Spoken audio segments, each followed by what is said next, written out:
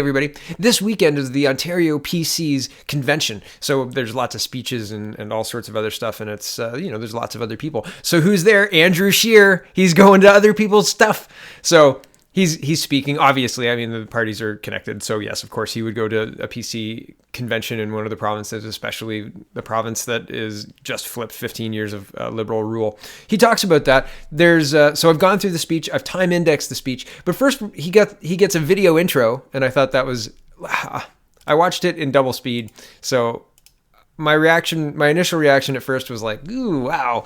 Well, we'll all watch it together for a second time, and then we're going to go through the speech. This is a 6-minute intro by this lady here, and she was introduced very nicely, and I can't remember her name at this moment in time, but she was very nice and had lots of interesting things to say. But at the same time, not all that interesting. So here's the intro video for Mr. Scheer.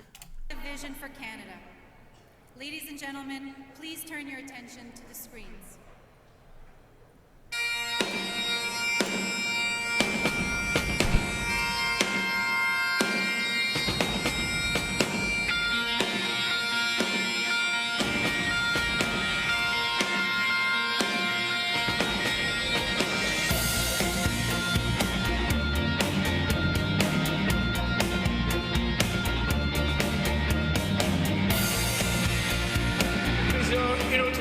Un autre scandale entre le ministre des Finances.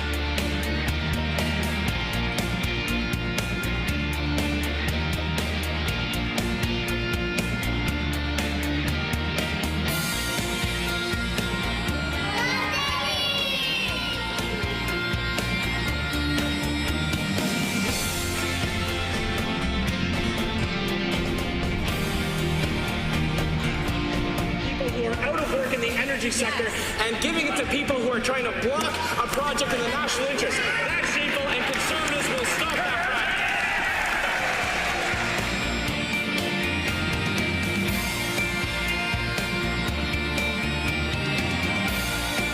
Prime Minister promised during election campaign that they would never have to go back to court, and then he looks a hero in the eye and tells them no. That's shameful, Mr. Speaker.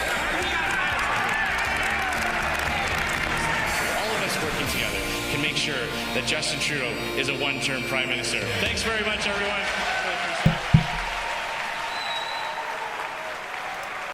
All right, and then Mr. Scheer takes the stage. So it's designed to make him look fiery and holding Mr. Trudeau to account. Okay, fair enough.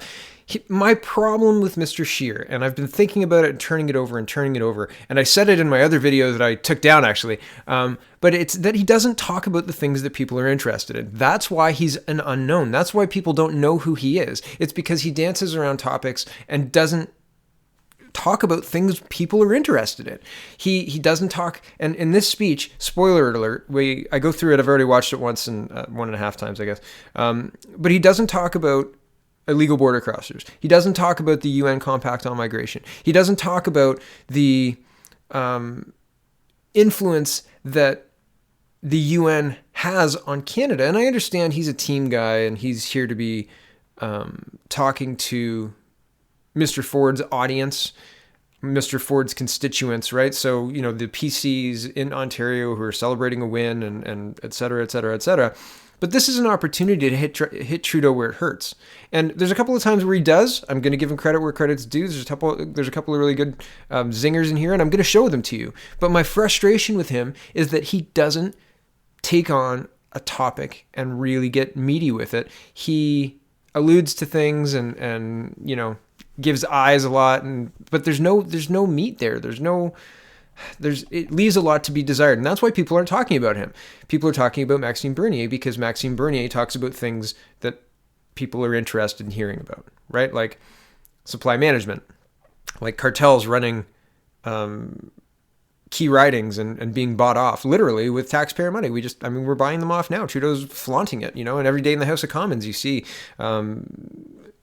bought off politicians standing up to say, do you 100% guarantee that my constituents will not see a reduction in the dairy market that's a protection, whatever. And I say bought off because, on one hand, the dairy cartels are paying people off to call in, writing campaigns and all sorts of other stuff. So there's there's pressure from those constituencies, and the other side of it is straight up collusion, and we've seen evidence of that in during the 2018 Conservative convention, the federal one, not the provincial one. So it's stuff like that. The conflicting, on one side, we want you to work for the betterment of Canada and all its citizens, and on the other side, not fall prey to these small interest groups in key ridings, because that directly contradicts what you should be working for.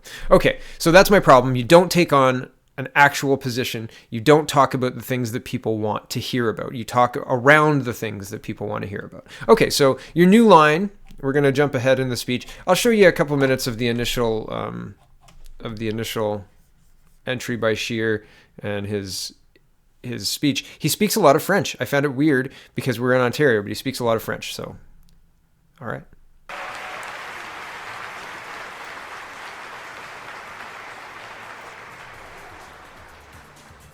Ladies and gentlemen, it's my pleasure to introduce the leader of the Conservative Party of Canada, my friend and Canada's next Prime Minister, the Honourable Andrew Scheer.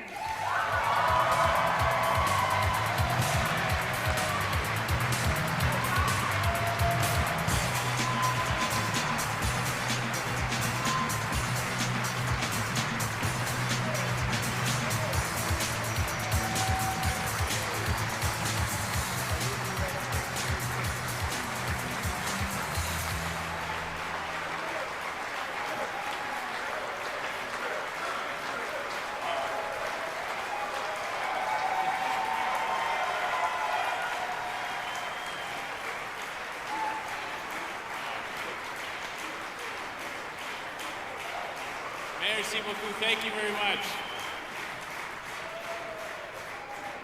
Thank you very much. Merci beaucoup. C'est un grand plaisir d'être ici avec vous aujourd'hui. Thank you very much for that very warm welcome. It is such a tremendous honor for me to be with you here with so many fellow progressive conservatives in the great province of Ontario. Thank you very much, ladies and gentlemen.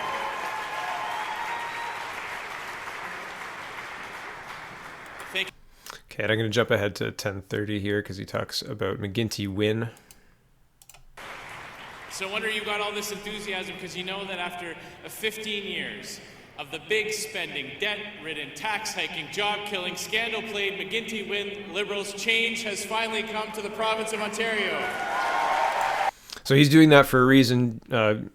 GM Butts or Buttes, I'm not really sure how to say his name, honestly, is working as a close advisor for PM Trudeau. So he went from McGuinty Wynne to the Prime Minister's office, right? And all of those bad policies that have made Ontario not great are making Canada not so great.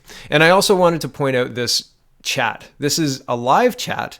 And yeah, this is how dead it is. It's really dead. This is 10 minutes into the speech and there's 4 comments. And somebody starts talking about how dead it is in the chat. So it's funny in a really sad way. And there's a bunch of PPC supporters in the chat. And by a bunch, I mean 2. They're just, it's kind of funny, but I mean, it's a sad statement. And there's only 310 views on this. This is from Andrew Scheer's official Twitter feed. So yeah, sure, it's Saturday night and I'm super cool and stuff, but if you've got a party that's interested, there's more than 310 views, right? So, and this speaks to him not talking about things people are interested in. Okay, 13 minutes in, he starts talking about fiscal policy. Let's find that, 13 minutes. And that Ontario is once again open for business.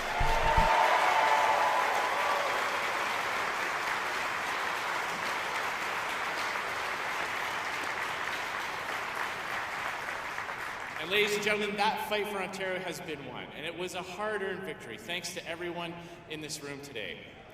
But the fight for Canada has only just begun. So I want to talk to you a little bit about that today, about how high the stakes are, and about how we're going to win in October of 2019, just the same way you won in June 7th of this past year.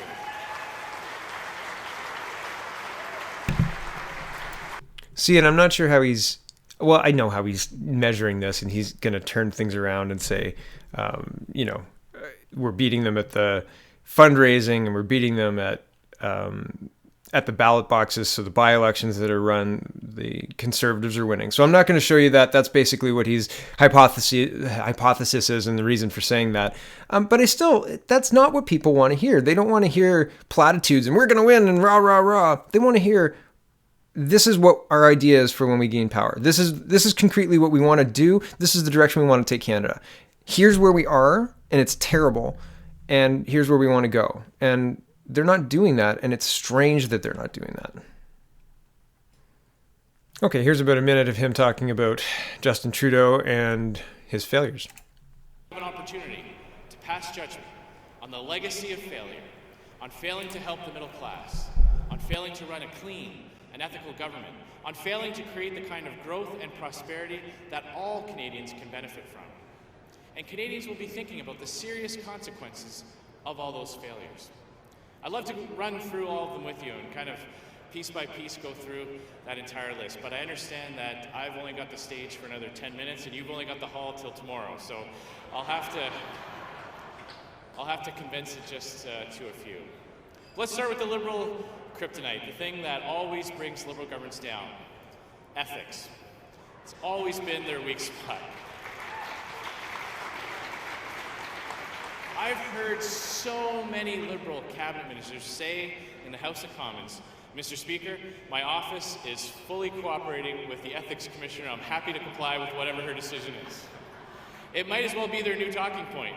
Might as well be their election slogan: Trudeau's Liberals, under investigation since 2015.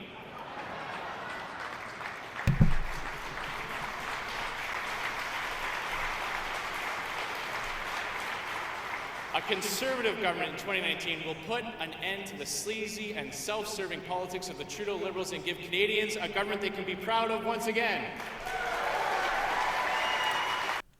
So I thought that was a pretty good line. And, you know, it kind of hits them. But again, it's not something that's going to generate a lot of people chatting enthusiastically. Did you hear, that good political jab that Scheer got? No, like it doesn't generate conversation, and that's the problem. He's going to go on to talk about how Justin Trudeau inherited a balanced budget, but he wasted it essentially. Now, Justin Trudeau, when he became Prime Minister, inherited a great fortune. I'm not talking about the trust fund. I'm talking about the balanced budget. The balanced budget that Conservatives worked so hard to leave him. And what did he do with that?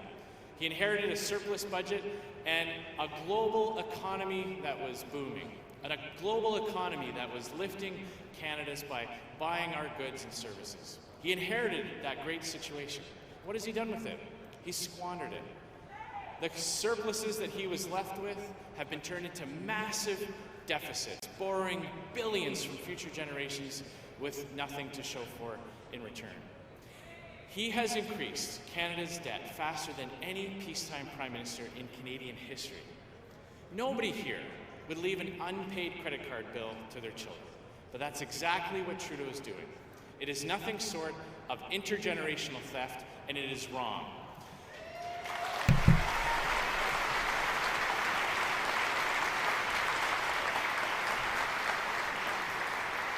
And the question I often get is, what have we gotten out of it? He's spending money faster than any of his predecessors, but what do we have to show for it? Never has a government spent so much to achieve so little, ladies and gentlemen. So, I mean, again, another good political hit, and again, it translates, but it's not how Canadians vote. You have to talk about things people are interested in talking about. You can't shove these talking points down people's throat and hope that it sticks. I mean, you're hoping that it sticks, but it's not sticking, I don't know. Well, to me, it's not sticking anyway. Maybe I'm mistaken. Here he's talking about financial sanity back in Ottawa and getting rid of carbon tax.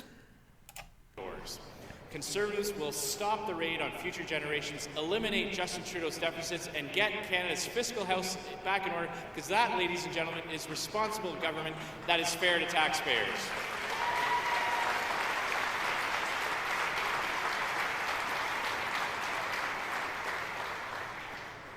And bringing back fiscal sanity to the government in Ottawa will start with job number one for the next government, the next Conservative government of this country.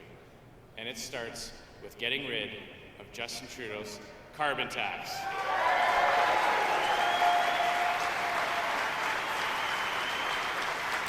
Okay, and I'll leave him there for that.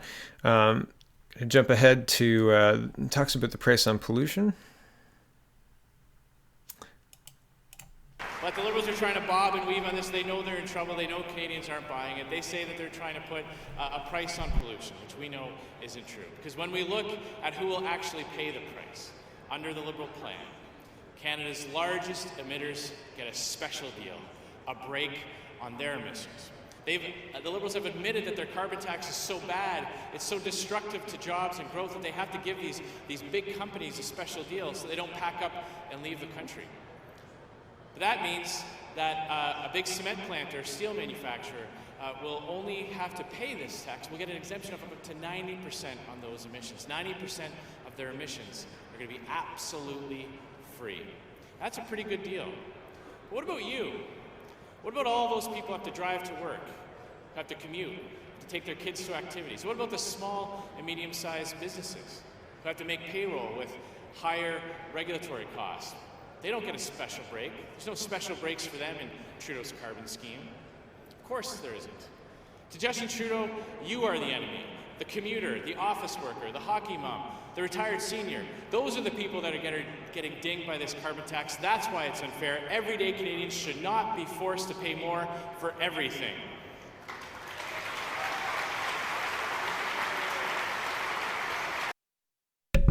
So, I mean, yeah.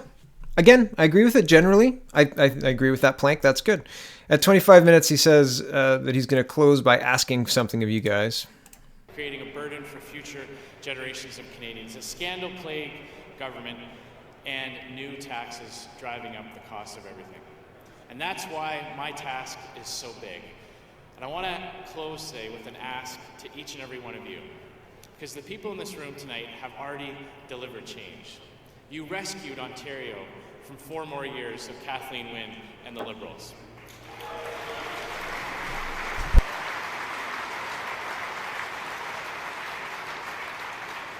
That job is thankfully done. But now it's on to the next one. Je veux terminer en vous demandant quelque chose. Sorry, with that, we'll jump ahead to where he actually speaks English about it. News 28:31. Good enough. I see some faces in the room that were with us in Ottawa in the previous government. There's nothing more frustrating when Conservatives were in power federally. We'd cut a tax and Kathleen Wynne would raise it. We'd get rid of a regulation to make life easier for people, and the Liberals here in Queen's Park would just put a new one back in place. And so we can't have that situation continue, where the province of Ontario attracts businesses and jobs and all the growth that comes with that, if there's a government in Ottawa just putting those barriers back into place. So that's my special appeal to you here today. Make sure that we continue the fight against the next group of people that are trying to make life harder for Canadians. And all of us working together, we can and we will make sure that Justin Trudeau is a one-term Prime Minister. Thanks very much, everybody. I'd like to invite my friend Doug Ford up. Okay, so that's the speech. He didn't touch on a lot of really hot button issues that people are really interested in hearing about. Maxime Bernier tweets, and this is what I ended my earlier video on today as well, but I think this one is more apropos. Quote, some people keep asking why I attack Scheer as much as Trudeau. They say I should only focus on Trudeau. It's quite simple. I don't want the Conservatives to replace the Liberals. I want the People's Party of Canada to replace the Liberals. We must defeat both wings of the Liberal Conservative Party. Okay, have a wonderful evening. Thanks for watching. Check out the People's Party of Canada.ca.